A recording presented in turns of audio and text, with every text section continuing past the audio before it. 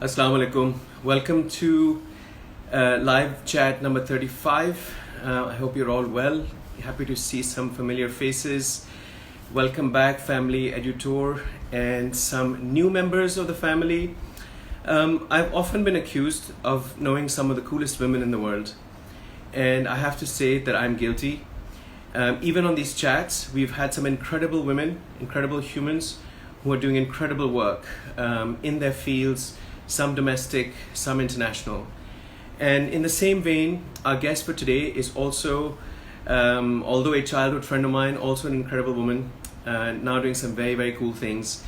And it is an honor to have her here with us. It is a real pleasure that she has taken time out to be able to grace us with her presence. Sana Ghias Habib is an art historian and also a traditional arts practitioner. She has recently graduated from the VMC, now I'm forgetting what that stands for, a course on traditional arts, and is going to talk to us about geometry, sacred geometry, the alignment of geometry, the spirituality of it, and basically her journey, how she got into it, and where she plans on going with it. So it's incredible work because we've been talking about alignment and earth alignment and how geometry plays such a huge role in our relationship to the ancient architecture, to the heritage buildings, and also to the earth and the universe. So this is a great time for us to be looking at how these forms are created, the meditative process of it. And I'm just going to check if she's here so I can invite her on board. Yes, she is. So I hope that's a sufficient. And this is going to be our book to get us through the chat. Hi, Sana. Hello, can you hear me and see me? I can see you and I can hear you, and I'm very happy about both. Did you see what I pulled out on your behalf today? Islamic Geometric Design. That's a good looking book. It is a fantastic book, and it's a book that you must own if you don't own it already. So I thought I would pull this out. I was given this book as a gift by a friend in Lahore, and it has a lot of the explanation for the kind of things that I think you've been dabbling with. My due apologies for getting VMCTA bungled up. What does the C stand for? Center. It's the VM Center for Traditional The VM Center for Traditional Arts. That's right. My due apologies for being old and forgetful. Here, look at this. So this is an incredible book that you will really, really enjoy. It's gorgeous. So yeah, I was going through this today to just marinate my own brain, because you're going to bombard me with things that I'm not necessarily that familiar with. So I thought that I should do some tayari, some homework. Look at that. Isn't that Very amazing? nice. Yes. So the thing is, Sana, that we all look at these diagrams and they all look magical and mysterious. And I mean magical in the celestial way, right? They all look like they've been created for other bodies, by other bodies. And they all have this otherworldly feel to them. I mean, look at this, right? We see these mashrabiyas and then sort of wonder how it happened. How did they get to these? And then through architecture school, through art history school, as you know, we're all told about sacred geometry and the Fibonacci series and how it connects to natural forms and biomimicry, how it's all about taking us away from the mortal, daily, and transcendence. Even these buildings that get created from similar forms. The Qatar Museum of Islamic Art is IMP's fairly shallow version of this, if I might quickly add. I'm not sure if he's on the chat or listening to us, but he might not be too pleased to hear that. And then you and I have both been on tours. We've seen tile work. Yes. Like this, right? Fact. So that's my context. Yeah, let's see. Oh, wow. One piece is missing. You have to forgive that. But this is something that we produced at VMCTA. This is in Satrangi style. You cut the tiles out, you glaze them, You cook them in the kiln and then you make beautiful patterns out of them. And this is a lot of what the Islamic stuff that you were talking about is based on.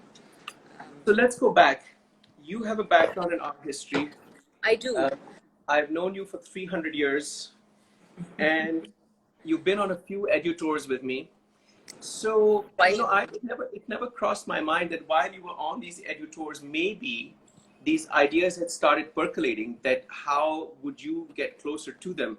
So tell us, how did you get into this, so you've gotten addicted to this geometry and you're doing them all the time.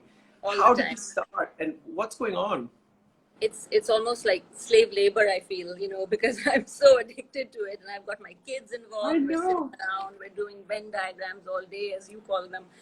But as you pointed out, I trained in art history in college, and most of it is Western, right? I mean, it's all very Western based, and so all my training was around the Shaft Cathedral and other Gothic structures, and essentially things like that. And so when I was younger, I was spending all my time looking at these buildings, enjoying what they had to offer in terms of architecture and everything else. And it's only as I grew a little older and I started sort of thinking more about my own culture and my own heritage and where I come from, that this sort of interest developed. And then, as you know, I lived in Dhaka for 3 years, and in Dhaka, it was such an amazing enmeshment of culture. There's Hindu culture, there's Muslim culture, they have their own culture. And there I found a teacher from the Princess School of Art. Now, the Princess School of Traditional Arts is a school in London, as you know. It was formed in 1984, and that's who the Rangoonwalas collaborated with to produce this program at the VMCTA. Right. And so this teacher, she was running some geometry classes, and I thought to myself, oh my God, I've always loved art. I've always wanted to do it, but I can't draw to save my life. So the only thing I can do is bring math to art. And what better to bring math to art in what better way than to do it with geometry, Right. And so that's how I started, and it was just unbelievable and mesmerizing. And I realized that it was that interest was just the spark of it. May have been math and art, but there was so much more, because like you said, it's so meditative, so transcendental, so all engrossing in a way, and it really made me think about the differences I felt when I would be sitting in, let's say, the Hagia Sophia or the Shah Jahan Mosque versus when I was sitting in a cathedral. And because we don't do figurative expression of art in our culture and our buildings, it's a very, very different experience. The stories that come into your head when you're sitting in a space like that, like in Bibi Javandi or any of these places where you have taken us, they're completely different from when you're sitting in a cathedral and looking at the story literally unfolding around you, and it's very different. So I really enjoyed that, and I really connected the two. For me, it was a big connect. The spiritual. So are you ready for? You've thrown out a lot of information, which I'm going to break down into a few questions. Right.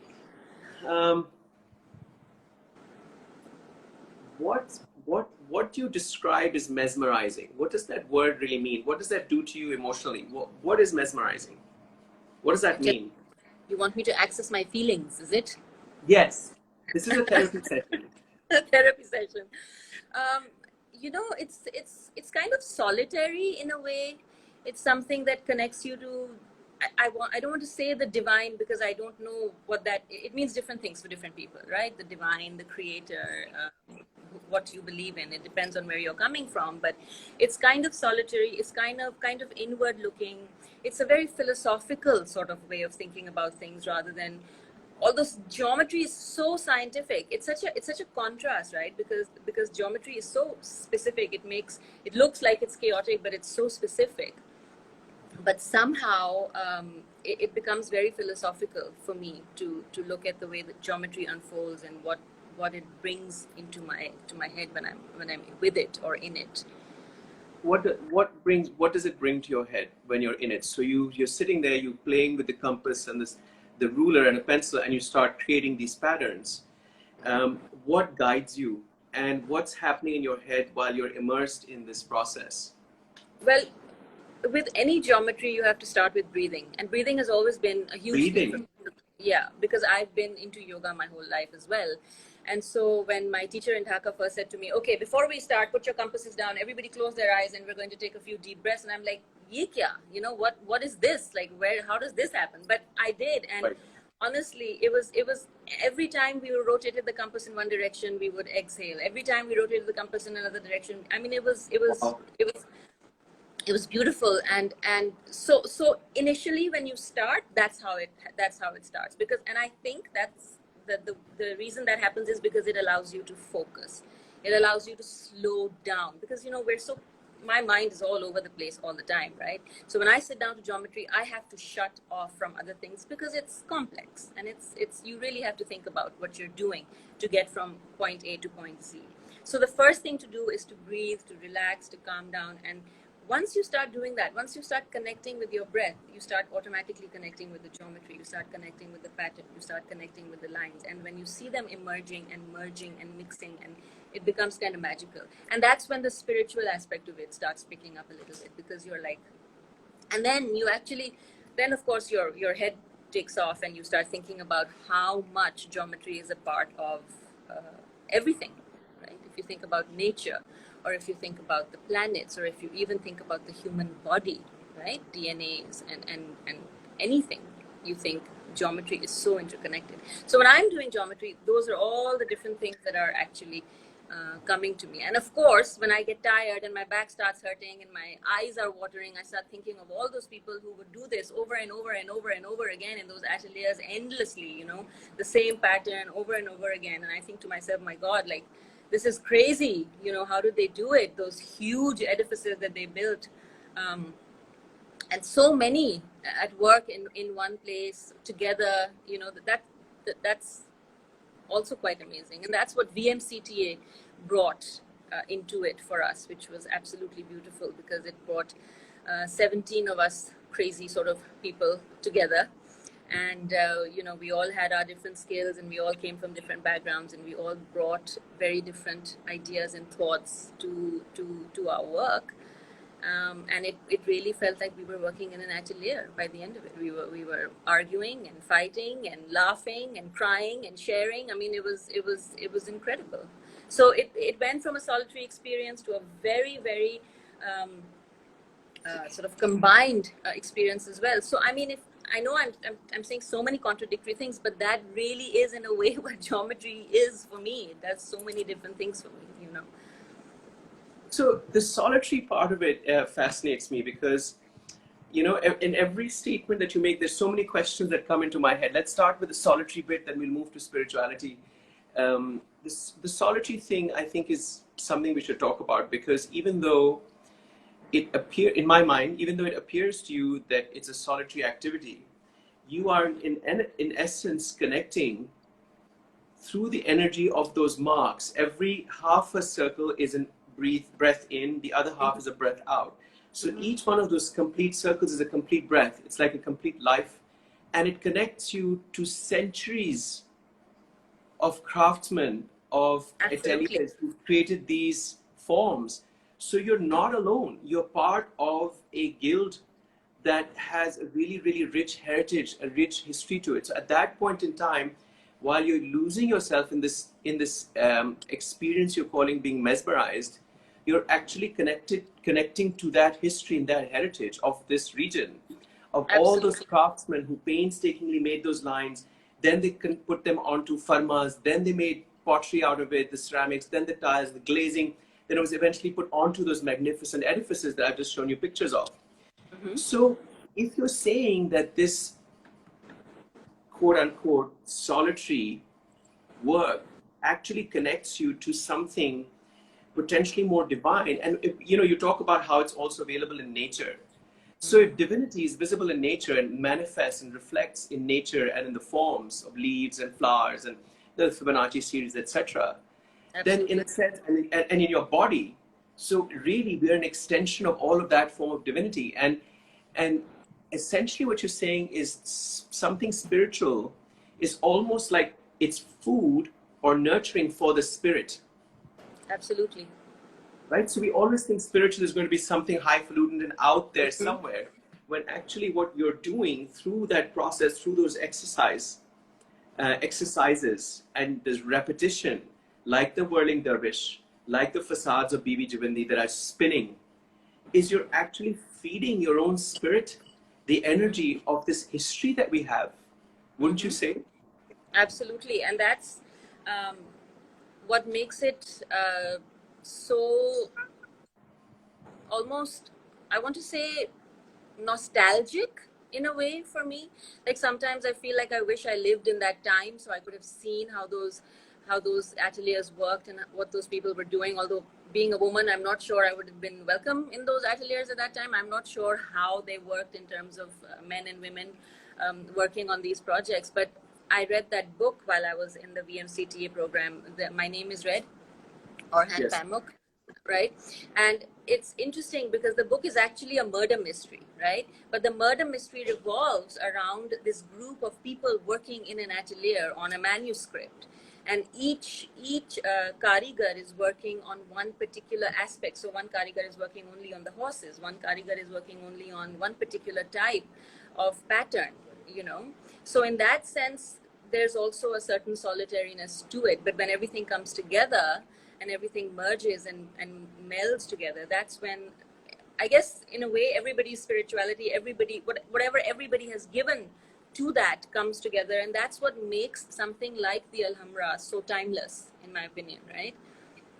That it still has that pull, it still has that capacity to kind of make you stand still. I've actually never been to the Alhambra, and it's sad for me that I never sort of made the effort to go, because I've now seen it in pictures so many times. I wonder when I see it in real life, what will I really think?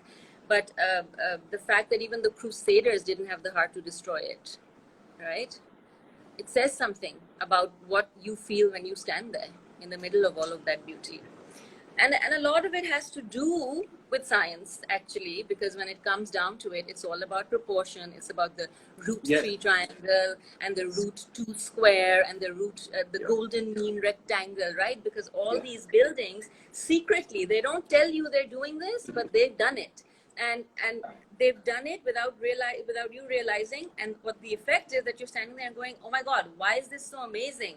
And then when you read these books, you realize that it's all very scientifically done to make you feel like that, you know, because the golden mean and the root 3, the proportion, etc.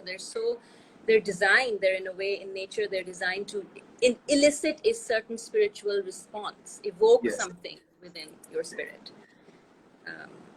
So, I mean, it's exactly what you said. The floor plans, from the floor plans to the way the plans move all the way up to the dome, that whole process is no different than the drawings you make compared to the drawings I make as an architect. And then the same gets put into the way the arches are created. I was watching you create some arches a few days ago. That's right. So you see the same geometric maneuvering, manipulation happening in its harmony and balance, not only in the form and the volume of the building, but also then in its arches, in its corridors, and eventually on its facades, on its doors. So the whole thing is animated and vibrant with these movements throughout, actually extremely activated space. So that helps you get out of your skin and connect to a divinity that's larger than your cell structure. That's Absolutely. much more natural, much more aligned to the Earth's magnetic fields and the universe. And all the astrologers and astronomers, they weren't dreamers. They were all scientists looking at measurements and the geometry. You know, what went from the center of the Earth through the pyramids to the sky. And even the Egyptians, they talk about it. I mean, the layout of the pyramids connects to some kind of a stellar layout. So it's really interesting that you're doing this and totally immersed in it. Like, you're spending how many hours on this every day? I know you're Not doing enough. it every day. Not enough. Isn't that crazy? It That's is, because amazing. it's something that starts off so simply, right? It starts off with a line and a circle, and then before you know it, you're looking at, you know, crazy things like this. I mean, Can you show us? look at Can you this. show us your work? Some of my work, I can show you some I of mean, my show us work. something really basic, like where you started, and something more complicated. Show us So what it's like. I'll show you where I started with, and I recommend Yeah. highly, if anybody wants to start working on geometry, then this is where you start. You start with a diary, because those are the nicest things to have, and you can experiment, and you know, you can mess up, and you can. So these are the kind of things we sort of Well, this is not a very basic one, but I had some experience with it, so I decided to go with it. This is a 6-fold pattern that I did Yeah, this in is my not basic. in my free time, and then we, of course, there's a lot of this kind of work, right? You really, Yes. really need your line control. You need to be able to control your pencil. How thick is it? How thin is it? Are you going, in a circular way? Are you going in a straight line? Are you going top to bottom? Are you going bottom to up? Are you going left to right, right to left? I mean, it's pretty technical, right? You'd think it wasn't. And then you have things like this, which Wow. start coming together, and you start off with one. Perhaps I can demonstrate for you later, drawing one, but then you put them together and then you get these elaborate patterns that come out, and it's wonderful. And so you can understand that you don't want to stop, right? Because you just want to keep going and making it sort of bigger and better, and then all sorts of interesting things start happening because you start playing around with the shape that has, let's say, 8 petals, right? And if you do it a certain way, the petals look a certain way, and if you do it a different way, the petals look a different way. And these are very marginal differences, they're not very complex, but the slightest shift, the slightest change, and you can change the way an 8-petaled rosette can look, and connect, and it's really quite wonderful. This is what we would call your standard 8-petal rosette. So by standard, I mean in Wow. geometry also there are certain proportions that are considered, perhaps better or more Bring it appropriate. closer. Bring it closer to the camera. Yeah, thanks. Wow. Um, this is like this is rough work, right? This is all the rough work that you do, that you're trying to get, and then you start doing crazy things, and then you're like, wait, this doesn't look right. What did I do wrong? And then you give up and you say, I'm just going to go back to line work. Oh, this is so beautiful. I want to see the lines again. I love the lines. These are I know the so lines beautiful. are lovely, and of course indigo. Indigo is like my favorite thing. And Yes. the other thing I about the wore program indigo just for you. is the fact that you make everything yourself. I mean, that's in a way I couldn't get my head around it, that in this day and age I'm gonna sit and sort of mull colors and squash rocks and wash them and again and again and again until they're clean, and then just get them into this shape, and then sit there with a muller and grind and grind and grind and grind and grind. So there's so many things happening in your brain when you're doing that. On the one hand, it's like this circular motion, and that's beautiful. I don't know if you've ever used a muller on a marble slab. No. It is like one of the sweetest sort of movements and feelings. Can you show that us you can, what is this tool? Do you have it with you? Can you show me what I this do marble not slab and have. looks I like? don't have a muller with me, but I mean, I'm sure I could find it in this book. So what are you It's crushing? You're crushing the color, the original so color. So for example, we wanted to make a clay color, and the whole idea is to use, the whole idea of the program is that we use indigenous stuff, right? Stuff that is available around you, because that's what they did at that time. It was, Right. They tried to use as much as possible of stuff that was available around them. So one of the people in the program got these red rocks for us from somewhere up north, and we washed them, and then we sort of broke them into smaller pieces, and then smaller pieces, and we started crushing them, in literally like a hammam dasta. You just, with a hammam dasta, you're crushing. Right. And the hammam dasta takes you a certain way. It takes you to crushing them nicely, but not enough to make paint out of them, right? So that's where your muller comes in. It's a beautiful sort of glass object it's just stunning. I'll look for it. If I can find it, I'll show it to you before the end of the class. And session, sorry. And then you just grind it, and then the teacher and me, the paint becomes so fine that it's literally like liquid. The rock, actually, it's not paint, it's rock, right? And you've ground it down completely, and then you mix either egg with it or gum arabic with it or whatever with it to give it that ability to stick to paper, and then you paint with it. And ever since I've left the program, I've been using paint out of tubes, because frankly, who's going to grind rocks, right? Who has the time? I mean, it's good enough that I can find time to do this, and I really, when I left VMCTA, I said to everybody was like, here, take some rocks, you also take some rocks, and you also take some rocks. And I said, I don't want any rocks, because I'm not going to be grinding any rocks. And now I'm sitting here and thinking, God damn it, why didn't I take some rocks? Yes. Because I don't want to use that paint out of a tube anymore. And I don't know, it's not, what's happening to me, Zen? It's So, magic. It's magic. The genie's out of the bottle, Sana. I think this is amazing. I've been watching this happen in the background. I thought this is my opportunity to pick her brains and find out what is happening inside her, like in your spirit. Because when I do drawings and when we talk about drawings on site, I know that everybody's moved. There's an emotional reaction to looking at those buildings, those patterns, and transferring them in some form of a drawing. Drawing is an emotional process that the computer can never give you. The never. pencil, the sound of the pencil, the way it moves across the page. You and I did this in that garden the other day. And I mean, so what you're doing, I think, is just incredible. Show us And that. also, You were going to show me something. this is a class that we held. It's from Shah Jahan Mosque. This pattern, and of course, it's tile work. If you go to Shah Jahan, you'll see it in a panel as a tile. And this is a class we held, and I showed them how to draw one pattern, and they said we want to see it tessellated, and so I did this a bigger piece. And but what I was going to say was that I finished this, and it was really complex. I don't do very big pieces, so for me this was a big one to work on. And after this, I was happy, but I went back to just circle, line, basic, perpendicular, square, triangle, because I missed that. After doing something so complex and so detailed with biomorphic in the middle and paint and color and matching and all, I really wanted to go back to the simple stuff of just doing my lines and relaxing and breathing and going back before I started something else. Um, And what is the biomorphic? How do you get there? So biomorphic, basically geometry is the basis for everything in Islamic Right, art, right? Everything right. comes from geometry. The biomorphic is the flower patterns that you will see that are inside the geometry, because you'll notice that in geometry there's a grid and there's geometry, and then inside of that there's a lot of flowery Floor, motif, floral yeah. stuff. The arabesque, right? The Islami. Arabesque. I was waiting for you to get there. Yeah. How did they That's make that? right. Like that's still geometry underneath all of that, right?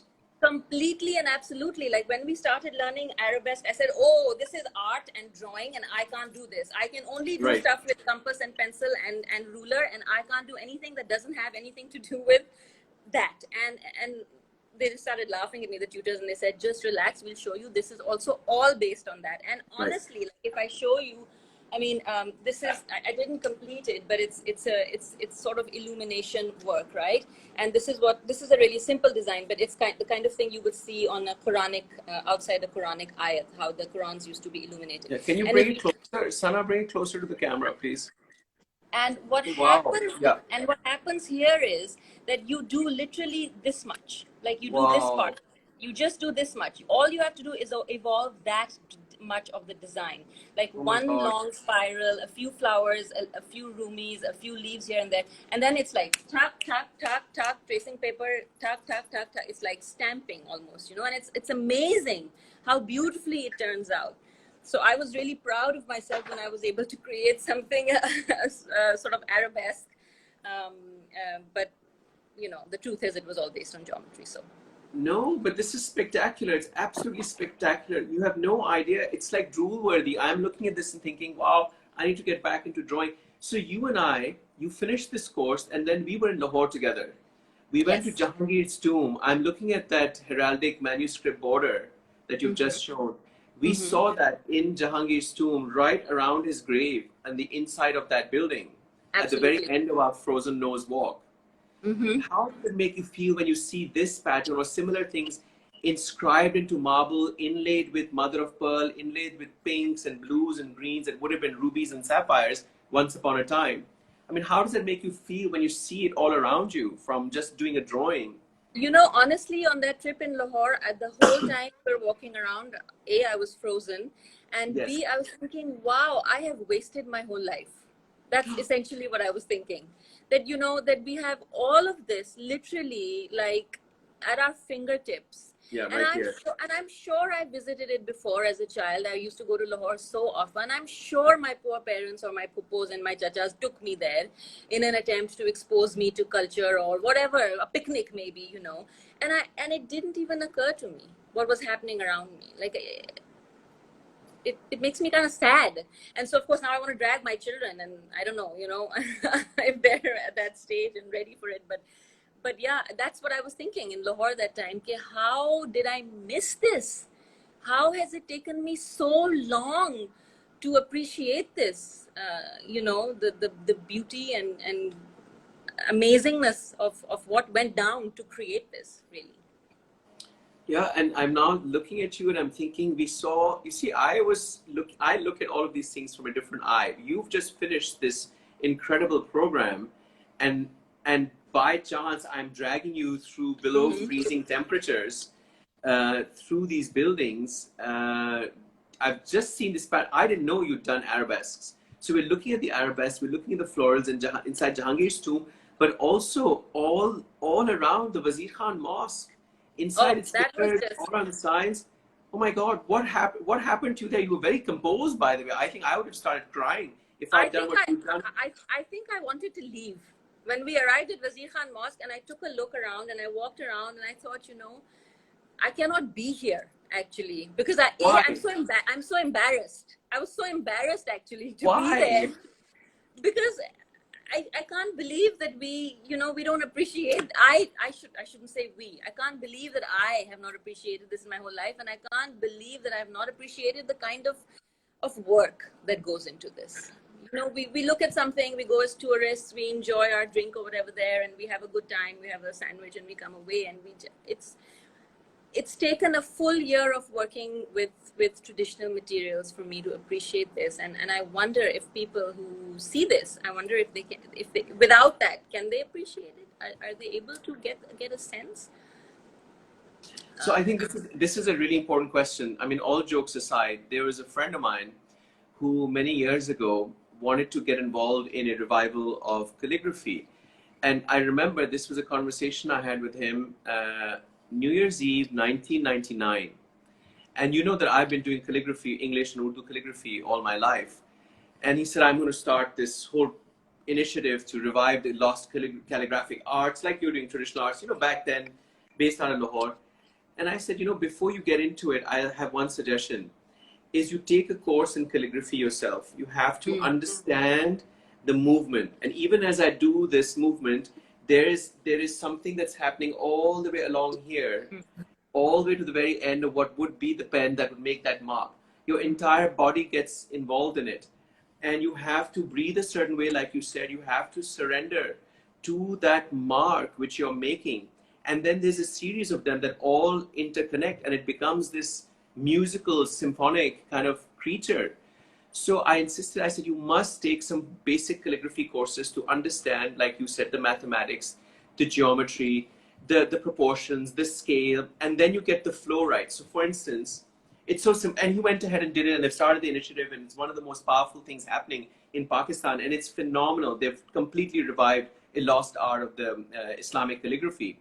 The tattoo on my arm, this one, which is in Urdu, if one looks at it, somebody who reads Urdu will realize that the flow of the letters is missing.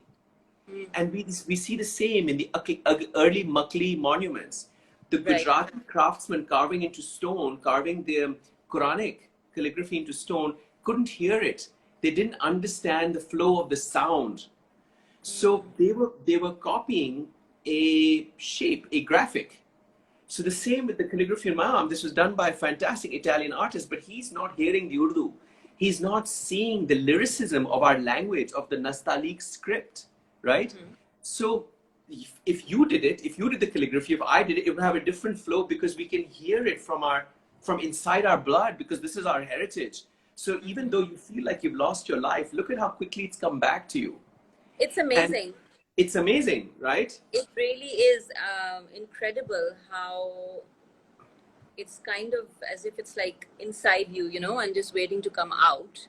And I'm so grateful that somehow I got the opportunity to do this. I remember when we were in Dhaka, we were supposed to move to Kyrgyzstan, and PSTA has a branch in, I think, Uzbekistan or somewhere close by. And all I would do is open my phone and look at the distance between Kyrgyzstan and that school in Tajikistan or wherever. That Right. how many hours drive is it for me to, if I really want to go and enroll in that school, because that's the closest I'm getting in my life, right?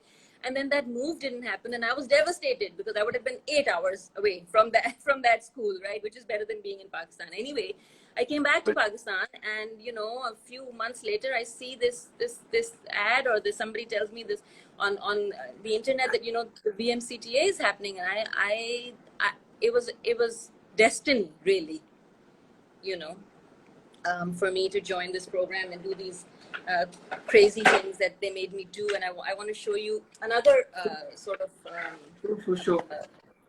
material that we use. This is what we call gesso panels, and this is the back. And I can't even tell you what goes into making this gesso panel. I mean, I think we all pretty much had mental breakdowns while this was going on, because imagine we're standing in the heat of like May,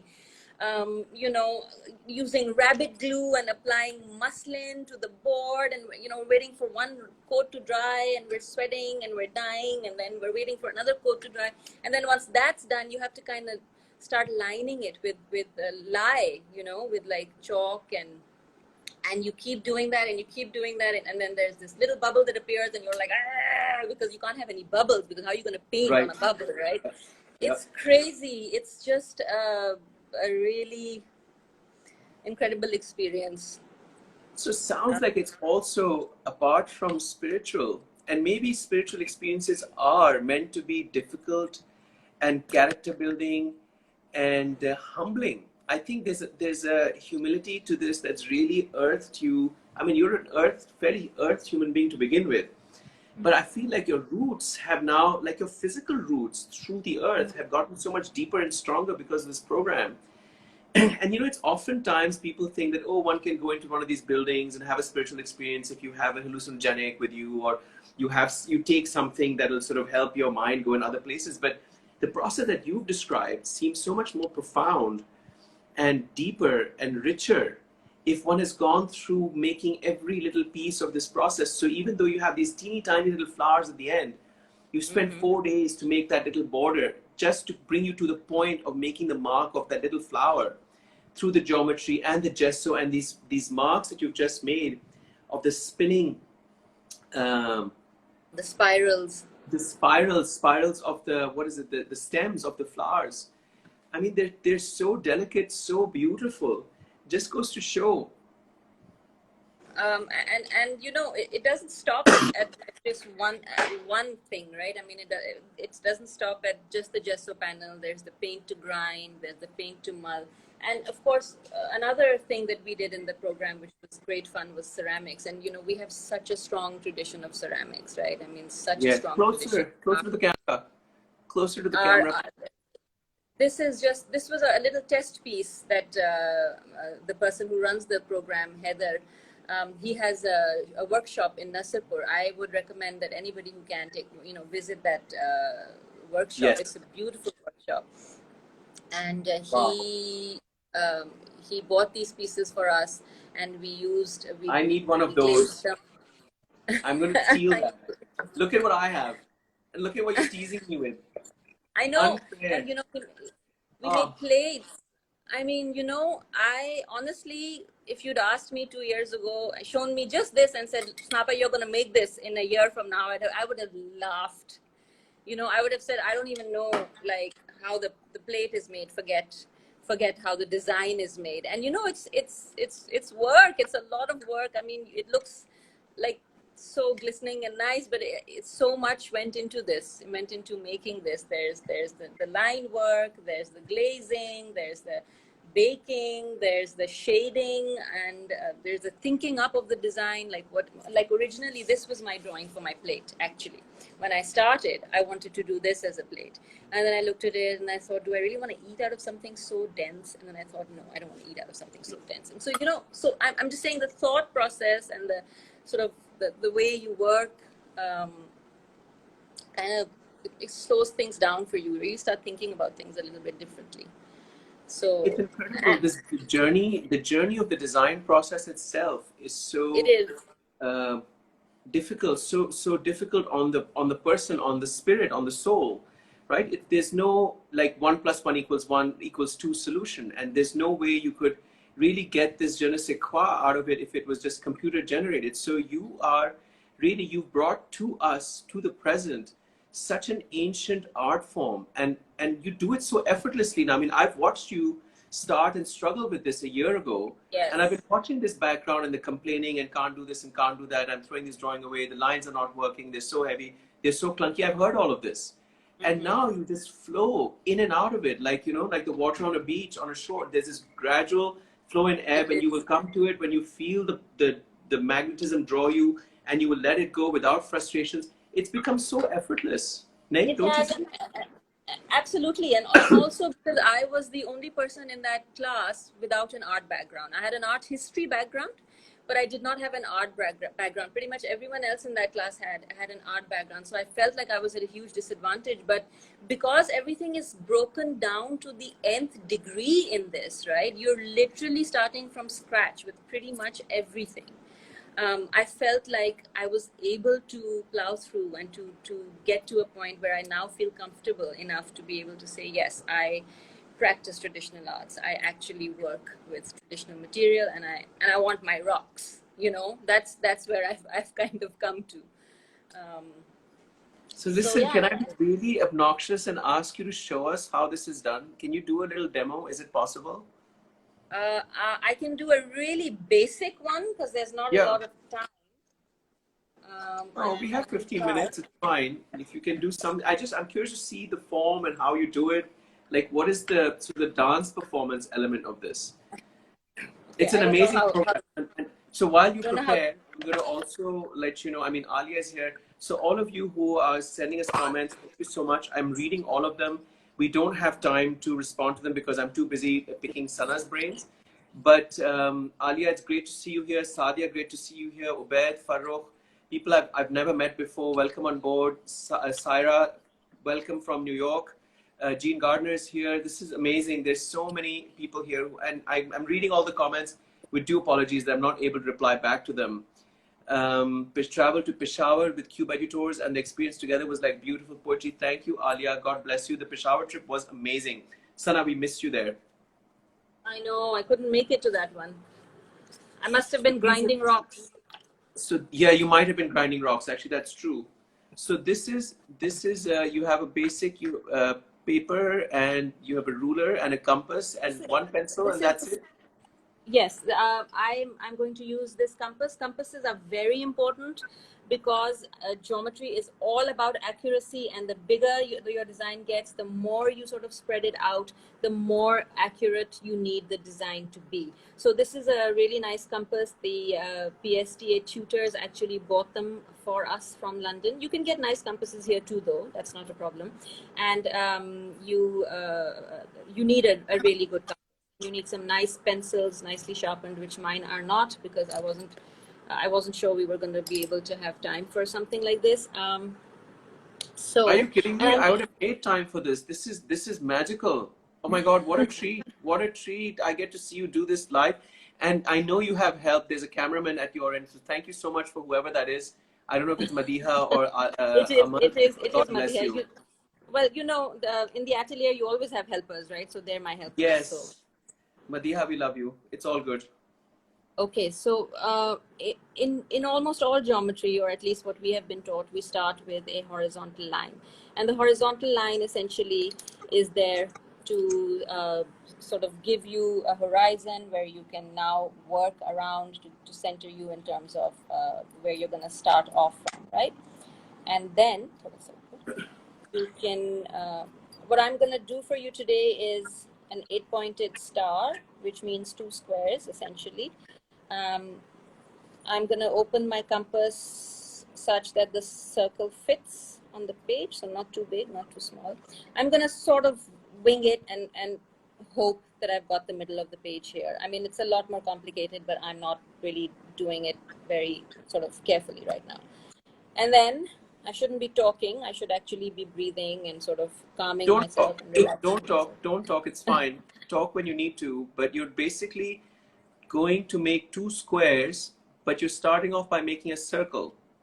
That's the most incredible part, right? That you start with a circle and you end up with squares, rectangles, triangles, and all sorts of other amazing shapes. So I will start with the first circle. I don't know if you can see. the pencil is really light. Shall I switch to a pen? Yeah, I Zen, would you think, like me to? yeah, it's very, very dim. I can see it, but I also know what I'm looking for. I think there may be people here who are not Yeah. entirely sure. Yeah, so just for the The sake of whole the demo, the thing about geometry is that the pencil marks, it's so funny. I read this somewhere on Instagram the other day that, you know, we draw all these pencil marks, we go crazy drawing them, and then we erase them all, because that's what we do after yes, we've got it in and we're coming into paint. We actually right. erase all the pencil marks. So okay, here we go again. You should be able to see it now. Yeah, perfect. Perfect. Thank you. That's Wow. your first circle, right? And everything is contained inside the circle, and you can look at it metaphysically, you can look at it transcendentally, you can look at it practically, but literally everything is contained within this circle, right? Amazing. And your starting points are where your horizontal cuts the circle. Now your horizontal is cutting the circle at 2 points, so you place your compass point at one horizontal and you get 2 more marks. The idea is to keep dividing the circle. Keep dividing the circle. So right now I'm dividing the circle into 4 more parts. I'm standing a little awkwardly and I'm not very well positioned, so it's going to be a little awkward. So now, as you can see, the circle has been divided into 6 points. The 2 original points that we had with the horizontal, and we have 1, 2, 3, 4 more. So the circle is now divided into 6. I can draw 2 triangles from it. I can go anywhere with it. I am now going to try to get a perpendicular from the circle. And in order to do that, I have to draw these 2 points. The perpendicular then gives you more points. So the idea is to get as many points as you can off of the circle. Now we have a perpendicular, right? So we started with the horizon. Listen, I'm going to interrupt.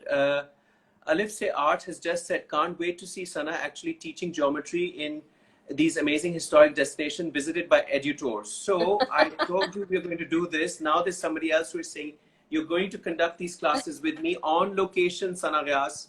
Okay, let's not get carried away. Let's focus on the drawing right now. Okay, sorry. I am now using the vertical to get more points. Can you see these cat's ears that I'm getting? Yes, like And Snapchat. yes, and these cat's ears are going to give me something very interesting. They're going to give me the diagonals. Wow. See how scientific and sort of logical it is? But so pretty. Just this construction process is so delicate and so elegant. Absolutely. And that's why I told you when I was doing the big drawing, after all of that, after all of that was done, I just wanted to come back to this, because this is really what calms me down, and what maybe I feel like it gives me some grounding, okay, now we can actually get one of the interesting things you can do, which we don't need for this drawing, but I'm going to show you anyway, is put a square around the circle, because now you have these cat's ears intersections right here in the corners, and if you see, I have got a nice little square outside the circle, and actually this amazed me for the longest time, that I started with a circle and I ended with a square. It was just, to me, it was like, how does this happen, right? I mean, it was absolutely incredible.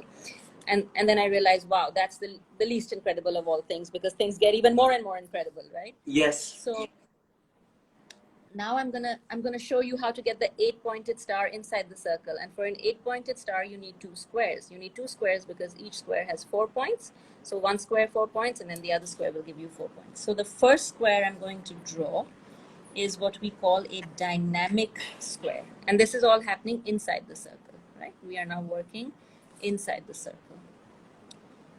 And the reason this is called a dynamic square is because, from my perspective, from where I'm looking at it, and this is where I'm looking at it, this was my horizon, this is where I'm looking at it from, it's sitting on its edge. So I think if we look at it this way, this is my perspective, right? Can you see this square, Zen? It's Yeah. sitting on its edge, Yep. right? Yep.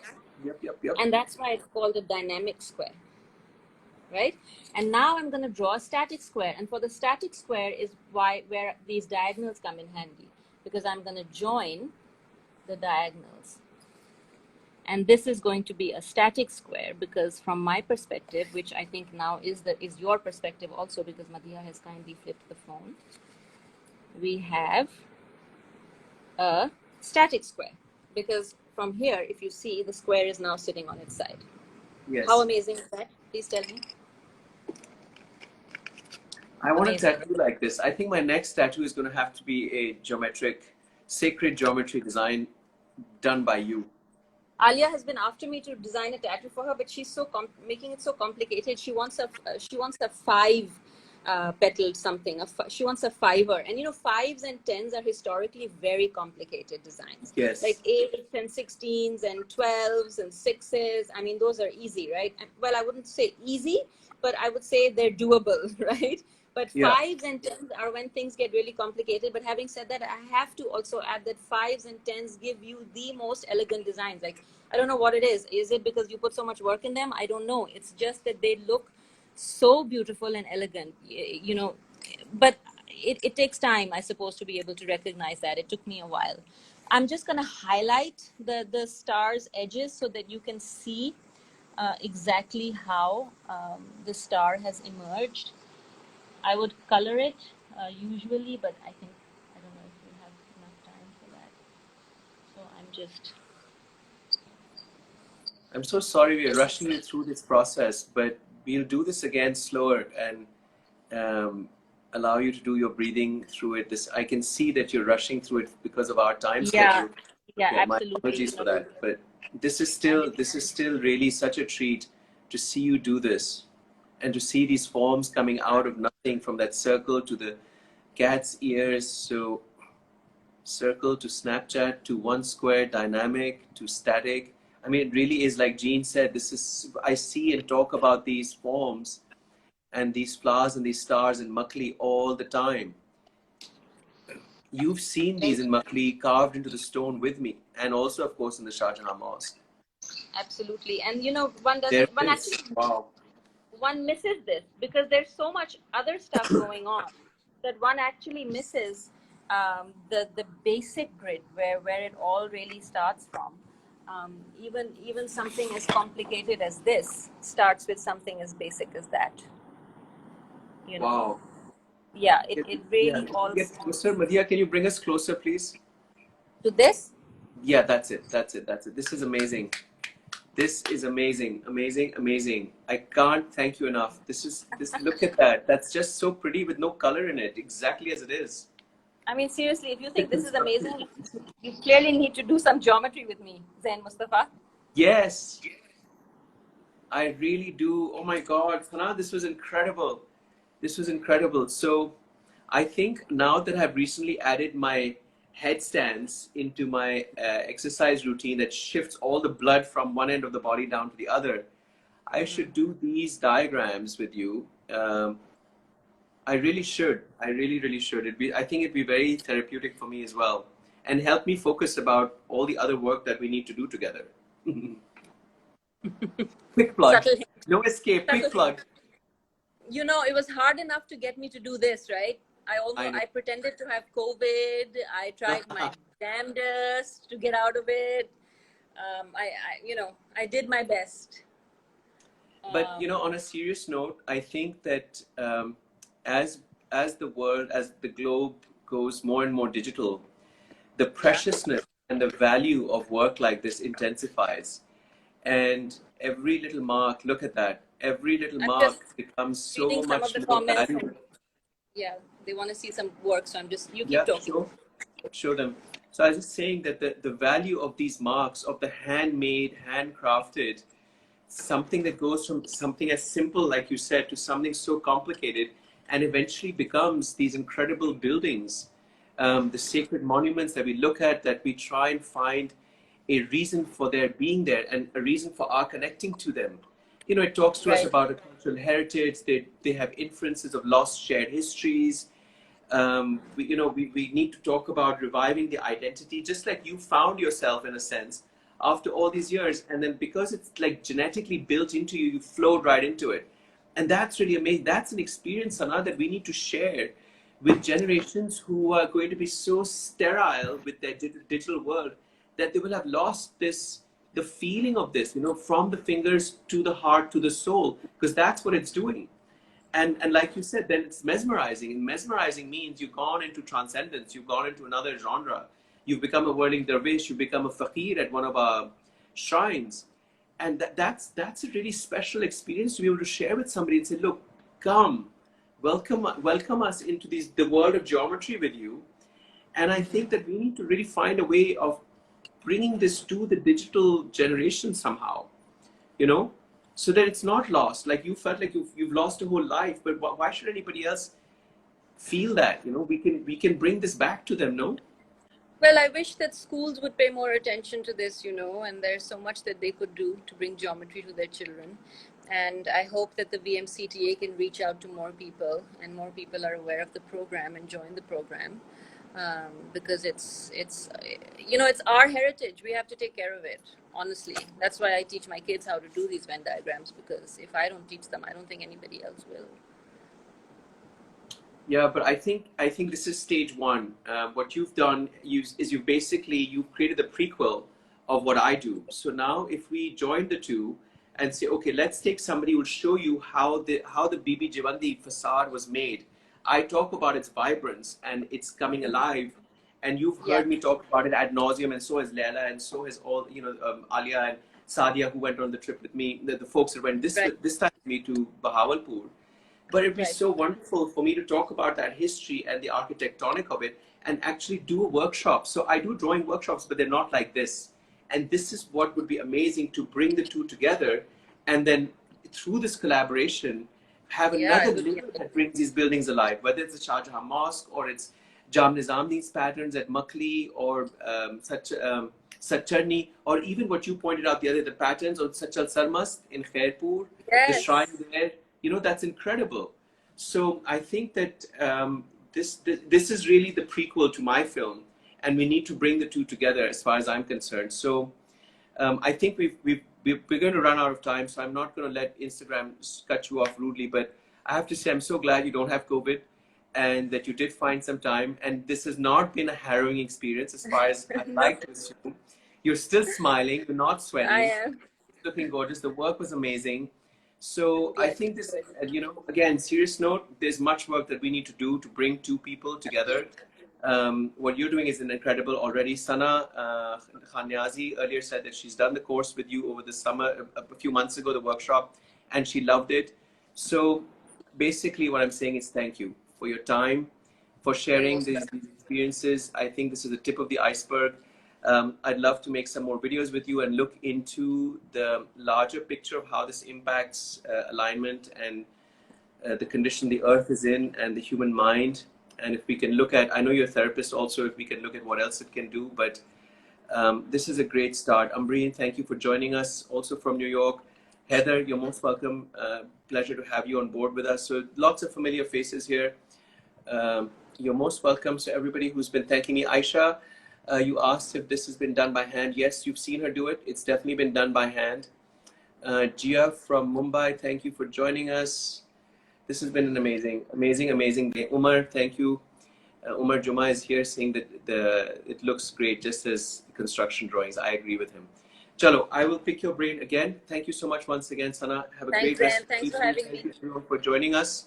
We'll do more of these at some point in the near future. Khuda Hafiz from Karachi to everyone out there. Thank you. Bye.